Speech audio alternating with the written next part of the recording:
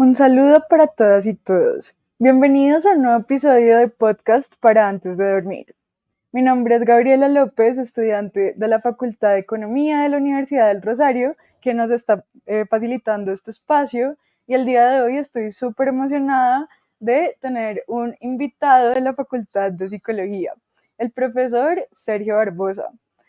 Bueno, pues un dato sobre mí es que yo también soy psicóloga y de hecho el profesor Sergio fue una gran inspiración para pues, tomar la decisión de estudiar economía. Entonces, nada, estoy muy emocionada de tenerte en este espacio y quisiera comenzar preguntándote sobre tu trayectoria académica y un poco sobre qué te hizo interesarte por las ciencias de la decisión, que es a lo que te dedicas Sí, en la academia. gracias, Gabriela. Me alegra mucho estar acá. Em, pues yo me formé como psicólogo en Francia. Estudié allá un pregrado y una maestría en neuropsicología y psicología cognitiva. Volví a Colombia a hacer un doctorado, del cual me gradué en 2018. Y durante el doctorado, digamos que me inquietaban un par de cosas. Una, que la psicología como disciplina científica se está interesando cada vez más en fenómenos mentales, pensamientos, deseos, intenciones, actitudes y demás, que pues es importantísimo, estamos de acuerdo, pero que la relación entre esos fenómenos y el comportamiento de las personas no es trivial y no es tan obvia como uno cree. De hecho, que yo tengo una actitud favorable hacia algo, no quiere decir que yo de hecho me comporte en concordancia con esa actitud. Tenía esa inquietud interna como, venga, ¿qué tanto esto de hecho concuerda con lo que las personas hacen en la vida? Y entre tanto surgieron cada vez más estos estudios de ciencias de la decisión del grupo BIT en Inglaterra, del grupo Nudge en el gobierno estadounidense, que utilizaban herramientas muy propias de la psicología para propósitos muy pragmáticos, con unos resultados directos reales en comportamiento. ¿No? Que necesitamos que la gente done más dinero para ciertas causas caritativas. Implementamos un node y eso te redunda en tantos cientos de millones de dólares más donados. Yo decía, venga, pero pues chévere, uno puede hacer que la gente done cientos de millones de dólares a causas caritativas. Eh, pues eso tiene un impacto importante en la vida que tal vez sea interesante trabajar en él. Ujú, Empecé a leer de eso y aquí estoy. ujú. Excelente. Pues bueno, mencionas dos cosas súper importantes y que también nos van guiando hacia la discusión del día de hoy, que es básicamente sobre el nudging y sobre los nudges, ¿no? Pero también hablaste sobre esta disyuntiva, digamos, esta brecha que hay entre las actitudes que las personas tienen y de hecho la posibilidad de que incurran en los comportamientos asociados a esas actitudes. Mm. Y eso me lleva a la siguiente pregunta, y es que viendo tu literatura, pues dentro de la psicología, un poco como los productos académicos que tú has sacado, cualquier persona podría pensar que tú eres de hecho un economista, no Okay. solo por las metodologías, sino Mm. también como por las temáticas que abordas. Siento que son muy propias de la economía y quería preguntarte de dónde surge esta vinculación que se ha fortalecido tanto en los últimos Mm. años y también qué maneras piensas tú que puede tener la psicología para contribuir dentro de la disciplina de la economía. Eh, yo en eso soy un personaje un poco polémico, lo Ujú, admito y me disculpo.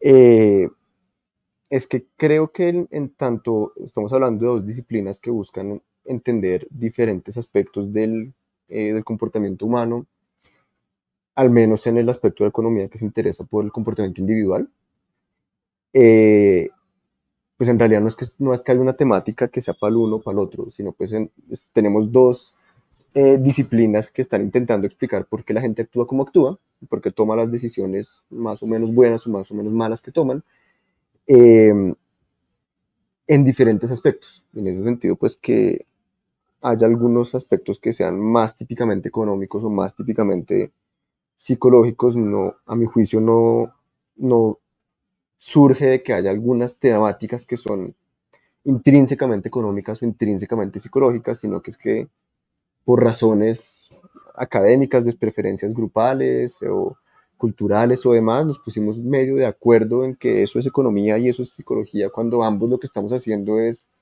venga, ¿por qué la gente actúa como actúa?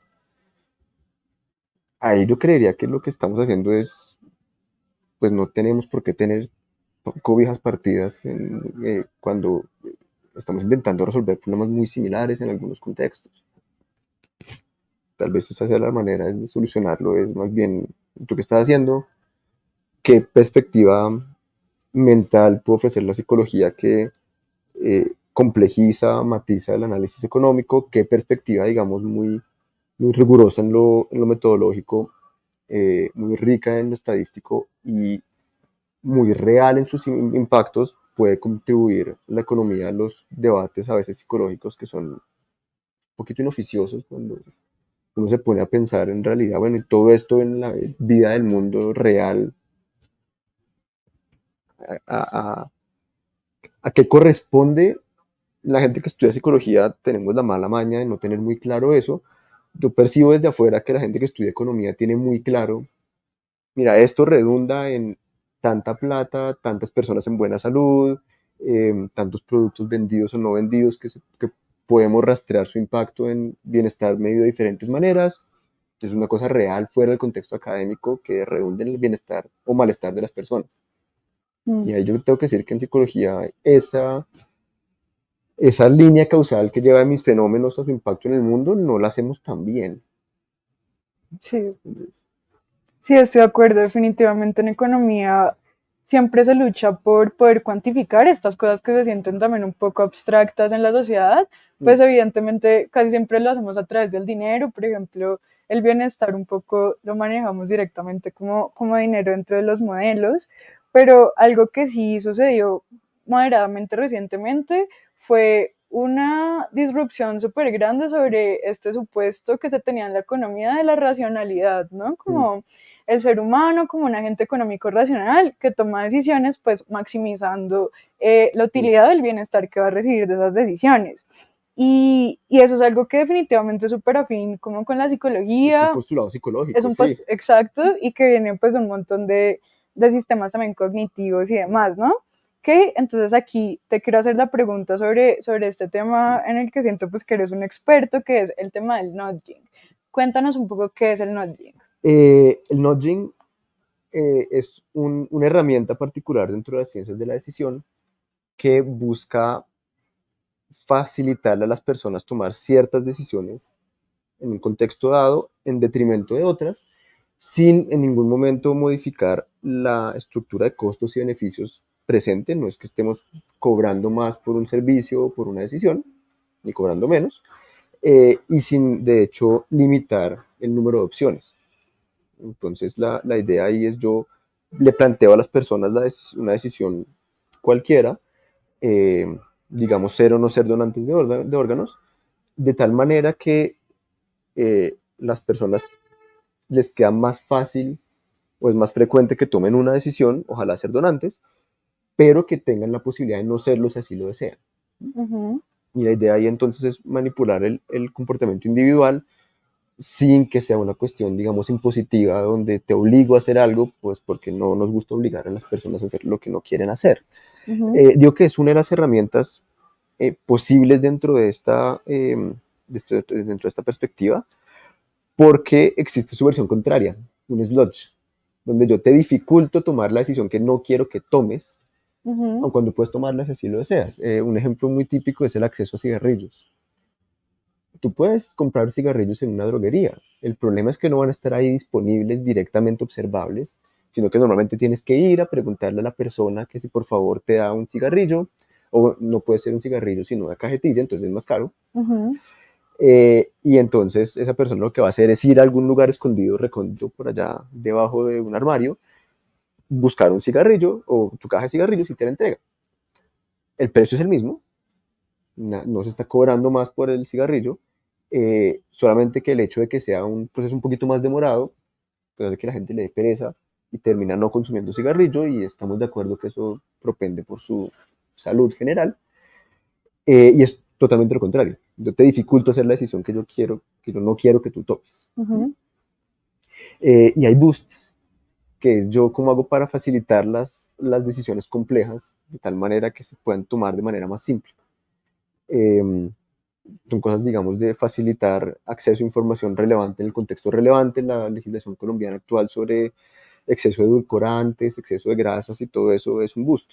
Yo te doy la información fácilmente disponible para que tú tomes la decisión informada que tú quieras. Y si yo tengo el paquete de papas enfrente mío y tiene 5 hexágonos negros diciendo que eso me va a dar cáncer 5 veces, y decides tomártelo, pues te lo comiste y estás en tu derecho, pero tienes la información disponible para que tomes una decisión informada. Ujú. Fácilmente disponible, más fácilmente disponible que antes de esa legislación, cuando tocaba darle la vuelta, buscar la tabla nutricional, que está súper chiquita, que está escrita en un español difícilmente comprensible por las personas de a pie, y que simplemente pues no es una información disponible fácilmente para que tomen decisiones informadas. Ujú. Esta es una de las 3 grandes cosas de Notches y Boosts y demás, que son como las grandes familias de las herramientas que tenemos en ciencias de la decisión. Ujú. Genial. Entonces, desde el nudging, o más bien desde estas herramientas de la ciencia de la decisión, lo que queremos es incrementar la propensión de las personas de incurrir en esos comportamientos deseados y disminuir la posibilidad de que incurran en comportamientos no tan deseados. Sí. ¿Qué tipo de mecanismos psicológicos son como subyacentes a la posibilidad de que estos nudges sean efectivos? Pues hay muchos porque digamos que hay una gran cantidad de nudges o de familias de nudges o de boosts chiquiticos. Eh, la idea general es que los seres humanos, como estamos hablando hace un rato, no somos seres racionales en el sentido en el que nos sentamos a calcular de forma muy precisa el beneficio esperado de las decisiones que tomamos y tomamos la decisión que nos dé el mayor beneficio esperado. Eso cognitivamente no es lo que sucede en la cabeza de más o menos ningún ser humano cuando está tomando casi ninguna decisión. Lo que típicamente sucede es yo me encuentro entre un contexto de incertidumbre, tengo que tomar una decisión, comprarme este paquete de papas o este otro paquete de papas o no comprar papas, y es una decisión muy compleja porque necesito entonces conocer muchas cosas sobre esos paquetes de papas, necesito saber cuáles son mis necesidades en este momento y cuáles son mis intereses a largo plazo. Y lo que hago finalmente es simplificar eso de alguna manera. Y de alguna manera puede ser, pues voy a escoger aquello lo que primero se me viene a la mente, un heurístico de accesibilidad. Entonces, si hace 5 minutos me encontré con una propaganda de papas de una marca, pues escojo esa marca, no porque me haya puesto a hacer ningún cálculo, sino porque es lo primero que se me vino a la cabeza. O puedo tener opciones por defecto, que yo no quiero ponerme a pensar mucho en si me gustan las papas de limón o de barbecue o será que de queso, sino simplemente, pues a mí me gusta el barbecue, siempre como barbecue. Fin del Mm. problema, me ahorré la pensada de qué será lo que quiero en este momento. Todas esas están, digamos, hay gran cantidad de mecanismos detrás de eso, pero están montados sobre un supuesto general que es, creería yo, no discutido en psicología, que es que las personas tenemos recursos cognitivos limitados y cuando decidimos utilizarlos es porque tenemos recursos disponibles, tiempo suficiente para ser utilizados, información suficiente para utilizarlos y sobre todo motivación para utilizarlos. Ujú. Y para la inmensa mayoría de las decisiones que tomamos, alguna de esas o muchas de esas condiciones no cumplen. Yo no tengo la motivación para sentarme a pensar si será que papas de limón o de pollo. No tiene otras cosas que preguntarse en la vida. Sí. ¿Sí? O puedo decir, lo que tengo es hambre, necesito solucionar este problema ya. Si tuviera más tiempo me pongo a pensar, pero es que no tengo tiempo, necesito decidir algo ya, entonces decido alguna cosa muy rápidamente. Y, digamos, por nuestra historia evolutiva y nuestra historia de aprendizaje, lo que hacemos es desarrollar diferentes atajos para resolver esa clase de problemas en diferentes circunstancias, de diferentes maneras, que todas buscan finalmente, el propósito final es necesito tomar decisiones rápidas que no se descachen demasiado o no muy seguido, Ujú. que sean racionales en el sentido económico del término, no importa mucho desde que no sean eh, excesivamente punitivas de manera muy consistente, Ujú. que son subóptimas, sí, seguramente, pero eso no es el problema es decidir rápido y no tan mal. Sí. ¿Mm? Ujú. Genial. Ok, entonces un poco. lo que estás diciendo es que entre esa creencia que tenemos y ese comportamiento en el que incurrimos, o sea, lo que hay en medio de esa brecha son un poco como atajos que en los que realizamos para evitar un poco como un desgaste cognitivo innecesario. Y lo que nosotros hacemos en política pública entonces es meternos en esa brecha, meternos en esos atajos y redireccionarlos hacia los lugares que queremos que las personas pues se giren un poco. Sí, Pues tú, yo diría que eso es asumiendo que las herramientas de ciencias de decisión se utilizan en política pública para propósitos de bien común. Si lo utiliza la misma herramienta una empresa privada para propósitos de beneficio privado, la herramienta es la misma, pero se mete exactamente, como dices, en la mitad de sus atajos para direccionar el comportamiento individual hacia pues, el sentido que le interesa a la empresa privada buscando pues, beneficio.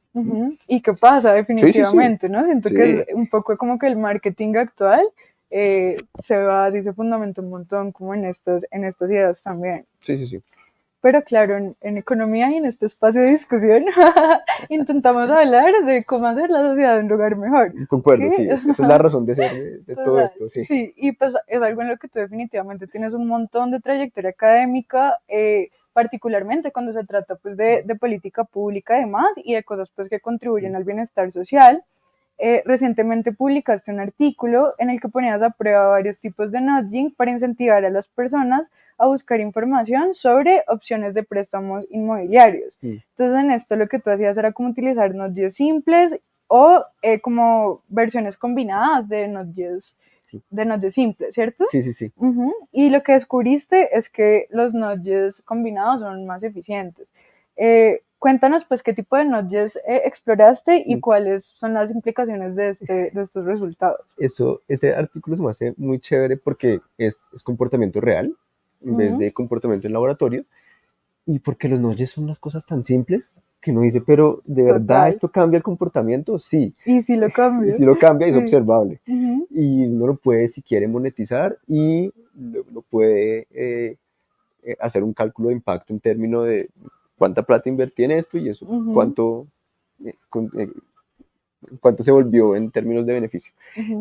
Los nudges, había un nudge que es muy explorado en la literatura y que es ampliamente conocido en marketing, entonces que fue como nuestra versión estándar, que eran una serie pues todo fue por los mensajes de texto, y entonces el mensaje de texto decía hola o decía hola el nombre de la persona a quien estaba dirigido el mensaje de texto. No es nada raro, no nos inventamos el agua tibia, no es nada excesivamente creativo. Funciona muy bien, así que si recuerdo bien, las personas tienen más o menos 2-3 veces más chances de responder a un mensaje si dice simplemente hola Sergio versus hola y seguir con el resto del mensaje. Y ese fue el nudge que combinamos con otros varios, que son todos nudges informacionales. Entonces les decíamos a las personas, esto fue con el Fondo Nacional del Ahorro y la idea es acceso a vivienda, entonces pues la vivienda de interés social y de interés prioritario. Hay una casa, bueno, tiene suficientes ahorros con el Fondo Nacional del Ahorro para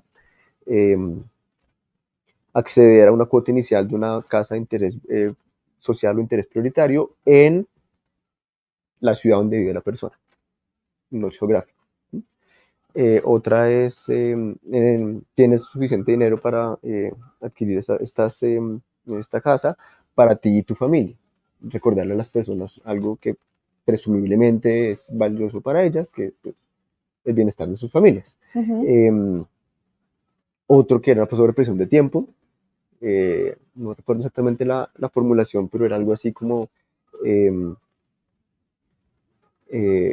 responde rápido antes de que se acaben los préstamos, algo por ese estilo, como que le daba a entender a las personas que eso era un recurso finito que podían perder.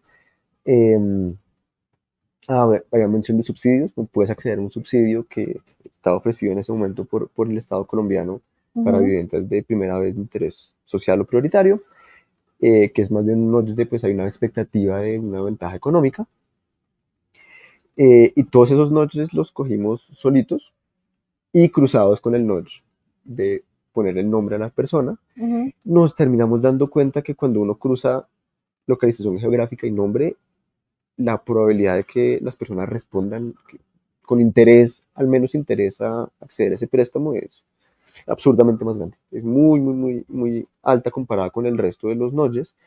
Entendemos que ahí la cuestión es mi interpretación y mi coautor, Juan Pablo Bermúdez, coincidimos en eso, es que la razón de eso es que las personas perciben que el mensaje fue personalizado y no fue personalizado en el sentido de, ay, tan lindos están pensando en mí. No, Ujú. es un banco.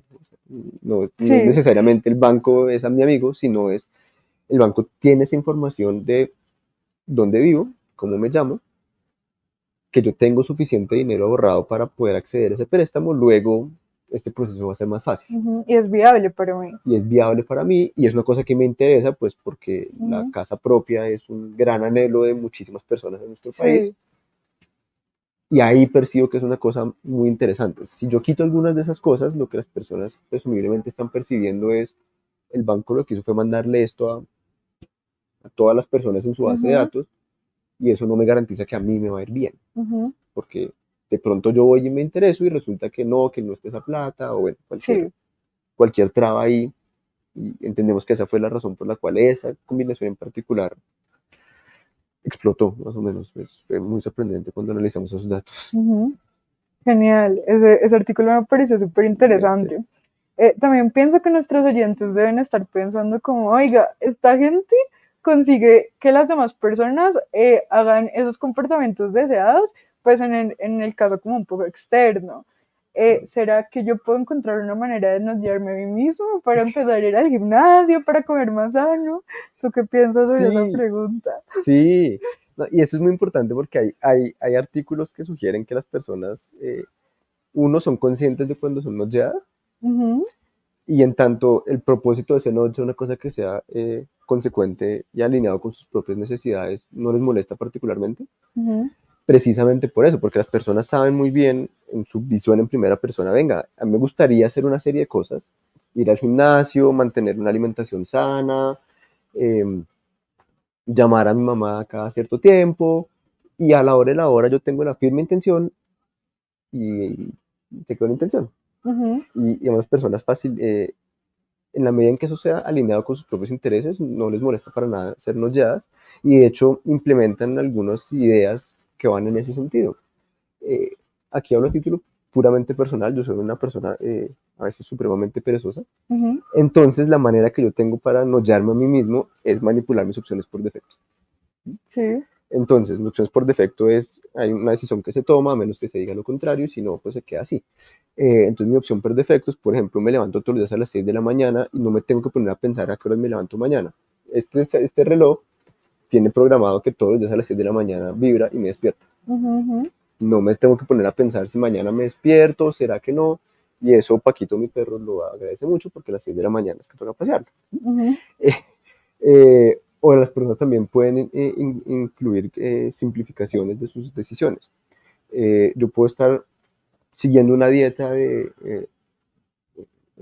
sugerida por un profesional de la nutrición que me explica cosas como necesitas consumir 240 gramos de pechuga de pollo. Y mi pregunta es, venga, ¿y yo cómo sé cuántos son 240 gramos del pollo que está en mi casa? Que presumiblemente no tengo una balanza. Entonces, lo he visto, lo que hacen es que les simplifican la decisión a las personas. No te pongas a pensar en el peso, más o menos la mitad de tu mano. Ujú. Ujú. Fácil. Entonces uno compara eso y si esto es más o menos la mitad de mi mano, listo, este es el pollo, que no hay Ujú. problema.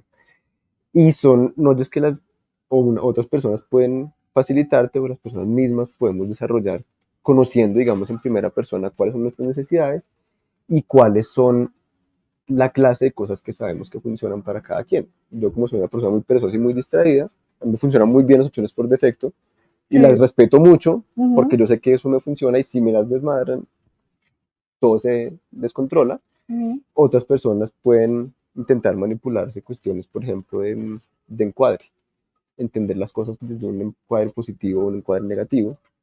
Entonces no vamos a decir tengo que ir al, al gimnasio, sino ahora puedo ir al gimnasio.